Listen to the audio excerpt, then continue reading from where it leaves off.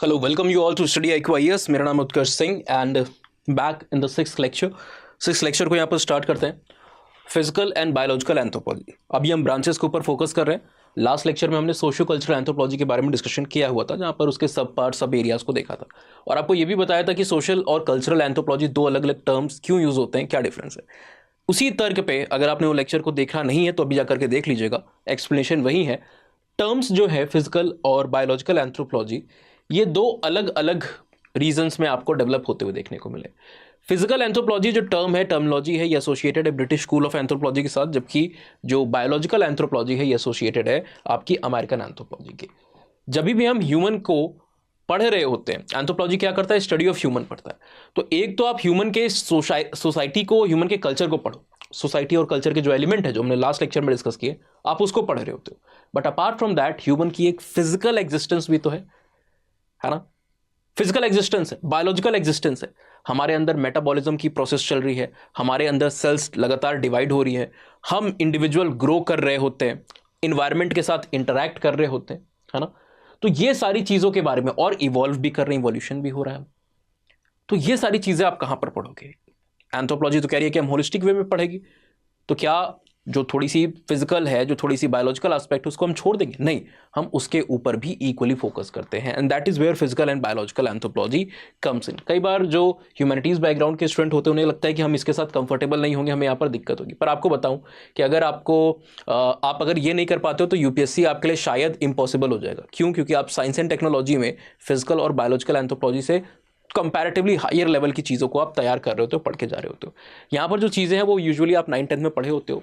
Human biology से related जो portion है, फॉर एग्जांपल डार्विन क्या कहते हैं, है ना, और लेमार्क क्या कहते हैं। और अगर आपको ये नहीं अभी हमें पता है, अगर मैं कहूँ कि मुझे ये नहीं पता कि डार्विन ने क्या कहा था, मैं भूल गया हूँ 10th में और मुझे पढ़ने पे भी याद नहीं आएगा, तो शायद मैं यूपीएससी के लिए एक सही कैंडिडेट नहीं हूँगा, अगर मैं कतरा रहा हूँ इन्फॉर्मेशन को अटेन करने के लिए, है ना। तो बहरहाल एग्जामिनेशन और बाकी चीज़ों की बात एक साइड पर रखते हैं। फिजिकल और बायोलॉजिकल एंथ्रोपोलॉजी इंसान के जो मैनिफेस्टेड डायमेंशन है, फिजिकल और बायोलॉजिकल डायमेंशन, इसके ऊपर फोकस कर रहा होता है। इसके अंदर में सब एरियाज क्या आते हैं उसको आपके सामने हमने लिखा हुआ है। सबसे पहला हम यहाँ पर प्राइमेटोलॉजी को यहाँ पर पढ़ रहे होते हैं। Primatology is basically the study of primates. Now आपको पता है कि बचपन में हमने 2 किंगडम, 3 किंगडम, 5 किंगडम क्लासिफिकेशन पढ़ा था। अर्न्स्ट, हेकल, विटेकर, लिनियस, इनका क्लासिफिकेशन पढ़ा था। और हमने पढ़ा था कि अलग अलग किंगडम्स होते हैं, प्लांटी है, एल्गे है, फंजाई है ना। और साथ ही साथ वहाँ पर हम भी वहाँ पर आ रहे होते हैं किंगडम एनिमेलिया के अंदर में। अब बहुत सारे यहाँ पर आपको फाइलम, सब फाइलम, कई तरीके के ग्रुपिंग देखने को मिलेंगे, टैक्सॉन देखने को मिलेंगे। हमारे लिए इंटरेस्ट क्या होता है, हमारा मैमिलिया, जो कि हमारा क्लास है। We belong to class mammalia. इसमें भी सब क्लासेस के लेवल पर भी डिवीजन किया जा सकता है, पर उतने में हमें नहीं जाना है। अब क्लास मैमिलिया के अंदर में आपको कई सारे ऑर्डर्स आते हुए देखने को मिलेंगे, है ना। सिटेशिया है, सिरीनिया है, अंगुलाटा आपको देखने को मिलेगा, प्रोबिस्क्वाइडिया देखने को मिलेगा, कायरोप्टेरा आपको देखने को मिलेगा, जिसमें बैट्स वगैरह चमगादड़ आ जाते हैं। कार्निवोरा शायद मैंने पहले ही बोल लिया हुआ है ना। इसको छोड़ करके ईडेंटाटा भी आपका आ जाएगा, है ना। तो बहुत सारे ग्रुप है और एक हमारा ग्रुप है जिसको हम कहते हैं प्राइमेटा या फिर प्राइमेट्स। प्राइमेट के अंदर में आपको लॉरिस लीमुर जो कि लेसर प्राइमेट है, और साथ ही साथ मंकीज, एप्स, ह्यूमन और उनके जो एंसेस्टर्स हैं ये आते हुए देखने को मिलेंगे इस ग्रुप के अंदर। तो हम क्या कर रहे हैं, ह्यूमन को सिर्फ प्रेजेंट पे नहीं पढ़ रहे, हम उसको इवोल्यूशनरी वे में पढ़ रहे हैं। तो कौन कौन से, फॉर एग्जांपल चिंपैंजीज के बीच में, हमारे बीच में क्या डिफरेंस है, क्रेनल कैपेसिटी से लेकर के, फॉर एग्जांपल आप चिंपैंजीज को देखोगे, बाकी सारे मंकीज को देखोगे, एप्स को देखोगे, तो एप्स के बीच में क्रेनल कैपेसिटी एवरेज 350 से 400 क्यूबिक सेंटीमीटर्स की मानी जाती है, जबकि हमारे बीच में, ह्यूमंस के बीच में 1400 क्यूबिक सेंटीमीटर्स की क्रेनल कैपेसिटी प्रेजेंट है ना। तो ये तो सिर्फ एक ऊपर का थोड़ा सा हो गया जिसके साथ आप रिलेट कर सकते हो, ऐसी इंफॉर्मेशन है। ऐसे हजारों डिफरेंसेस होते हैं। तो डिफरेंसेस क्या हैं और ये कैसे आए, वो 4 पहलों पे चल रहे हैं।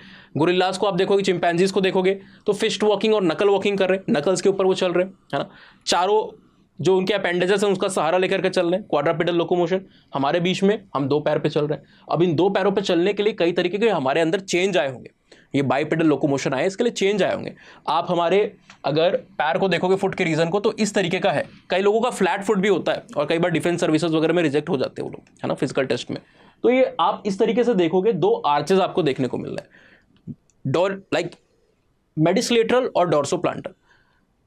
तो ये हमें बैलेंस बनाने में हेल्प करते हैं ताकि हम 2 पैर पे चले। अपार्ट फ्रॉम दैट, आप जब कर्व्स को देखते हो ना, कर्व्स का मतलब क्या है, जब आप वर्टिब्रल कॉलम को देखते हो, स्पाइन के रीजन के देखते हो, कितने कर्व्स हैं, हमारे बीच में 4 हैं और जो आपके एप्स उनके बीच में 3 आपको देखने को मिलता है।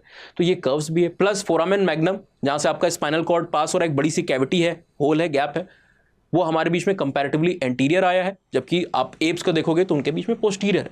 तो ये चेंजेस ने कैसे हमें मानव बनाया, इनको भी आप वहां पर पढ़ते हो।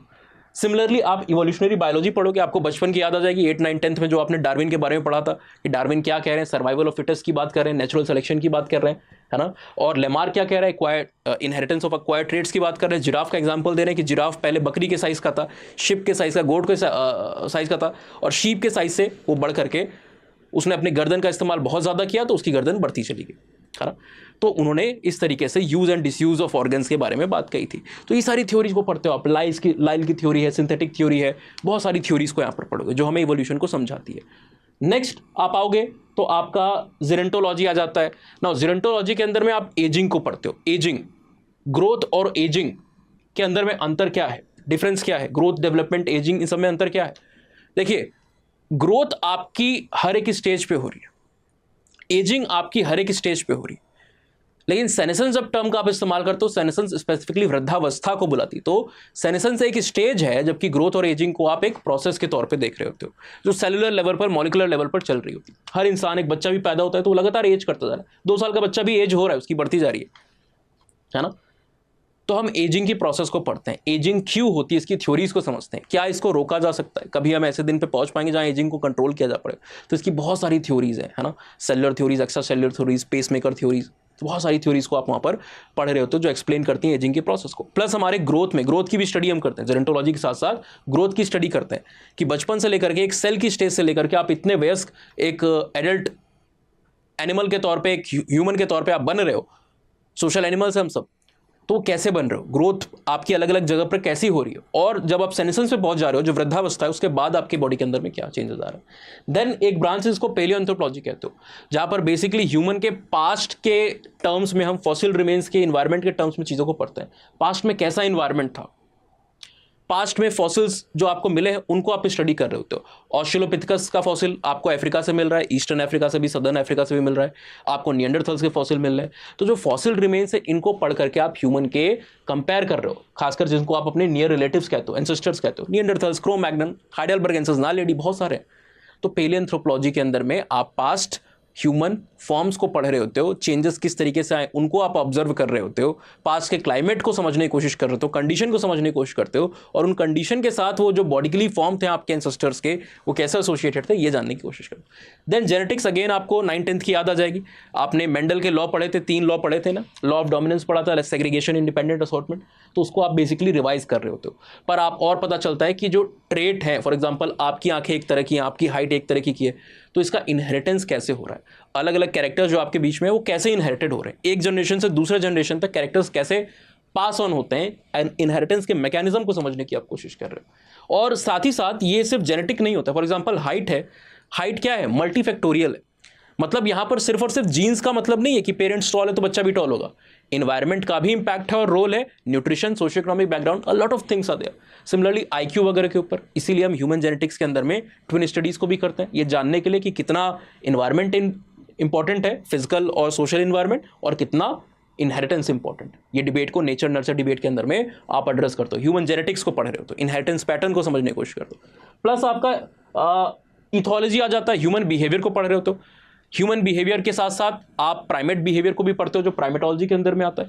जैसे जानवरों के बीच में आपने देखा होगा डॉग्स को अक्सर कि टायर्स के ऊपर वो आप देखते हो ना कि वो कई बार क्या करता है, यूरिनेट कर देते हैं, तो आपको लगता है कि वो आपको परेशान करने के लिए कर रहा है, नहीं, बट उनके बीच में एक टेरिटोरियलिटी का फीचर होता है, बिहेवियर होता है, और वो एक तरीके से जो यूरिन है इसको एक मार्किंग सेंट के तौर पे यूज करते हैं कि उसकी स्मेल से वो अपनी टेरिटरीज को आइडेंटिफाई करेंगे। तो अगर कोई और व्हीकल गई जिसके ऊपर किसी दूसरे इलाके के डॉग ने यूरिनेट किया है, तो आपके तुरंत सेंस आया, डॉग के पास तुरंत ही सेंस आया कि ये बाहर की गाड़ी आ रही है, दूसरे जगह की गाड़ी आ रही है, ये दूसरे की टेरिटरी की गाड़ी है, तो उसके ऊपर वो बाग करने लगता है, आपको दौड़ाने लगता है कि आपको दूसरे जगह का मान रहा है ना। तो ये क्या है, मार्किंग है, टेरिटोरियलिटी है, एग्रेशन होता है। तो प्राइमेट और ह्यूमन दोनों बिहेवियर को भी आप यहां पर पढ़ते हो। प्लस फॉरेंसिक एंथ्रोपोलॉजी आ जाती है। फॉरेंसिक एंथ्रोपोलॉजी के अंदर में आप क्या पढ़ रहे हो, जैसे सुशांत सिंह राजपूत की डेथ हुई तो फॉरेंसिक का मामला काफी ज्यादा हाइट में आ गया था, हाईलाइट में आ गया था। तो फॉरेंसिक एंथ्रोपोलॉजी के अंदर में बेसिकली आप पर्सनल आइडेंटिफिकेशन के लिए भी यूज कर रहे हो, क्रिमिनल आइडेंटिफिकेशन के लिए भी यूज कर रहे हो, पेटर्निटी डिस्प्यूट। एक पूर्व मुख्यमंत्री थे एनडी तिवारी साहब, उनके बारे में आपने सुना होगा। तो उनके केस में किसी ने क्लेम किया कि हम उनके बेटे हैं। अब इसको आप कैसे प्रूव करोगे? एक तो सिंपल लेवल पर आप बेसिकली कुछ यूनिक ट्रेड्स को आइडेंटिफाई कर सकते हो, है ना, जो पेडिग्री एनालिसिस, जेनेटिक काउंसलिंग वगैरह का जो मेथड है, इसको आप एम्प्लॉय कर सकते हो। बट कंक्लूसिव वे में आपको चीजें पता करनी है तो आपको वहां पर डीएनए फिंगरप्रिंटिंग, फॉरेंसिक एंथ्रोपोलॉजी का, इन सब का सहारा लेना पड़ता है। तो फॉरेंसिक एंथ्रोपोलॉजी का उसमें काफी रोल आ जाता है। फॉर एग्जाम्पल, कहीं पे वॉर हुई है, यूक्रेन में या किसी जगह पर वॉर चल रही है, और कई सारे लोग की अगर कहीं पे डेथ हुई है, अब हजारों साल बाद किसी को अगर हड्डी मिले या सैकड़ों साल बाद किसी को की बोन्स मिले, तो उन बोन के बेसिस पे वो कैसे बताएगा कि ये डेथ कब हुई थी, और जिसकी बोन है उसकी डेथ के समय एज क्या रही होगी। बोन को देख करके आप बताओ कि मृत्यु के समय उस बोन के, जिसकी बोन है, उसकी एज क्या रही होगी। ये नहीं बता रहा है कितनी पुरानी बोन है, ये बता रहा है कि जब भी जिसकी भी बोन है उसकी डेथ हुई होगी तो उसकी एज किस उम्र में हुई है, 12 साल में, 15 साल में, 18 साल में, और उसका जो जेंडर है, सेक्स है, जो वो भी बता रहा है कि मेल था कि फीमेल था, है ना। तो ये सारे फैक्ट आप सिर्फ एक हड्डी को देख के सोचिए कैसे समझ पा रहे हो, फॉरेंसिक के अंदर में आता है। प्लस फिंगरप्रिंटिंग एनालिसिस, जिसको डर्मेटोग्राफिक्स कहते हो, है ना। ऑस्टियोलॉजी का भी हम यूज करते हैं, ह्यूमंस की बोन को आइडेंटिफाई यहाँ पर कर रहे हैं। तो अलग अलग तरीके के जो बोन्स है, कॉलर बोन को आप देखते हो, जिसको आप क्या कहते हो, क्लेविकल कहते हो। स्कैपुला को आप पढ़ रहे हो तो शोल्डर बोन जो आपकी है, ठीक है।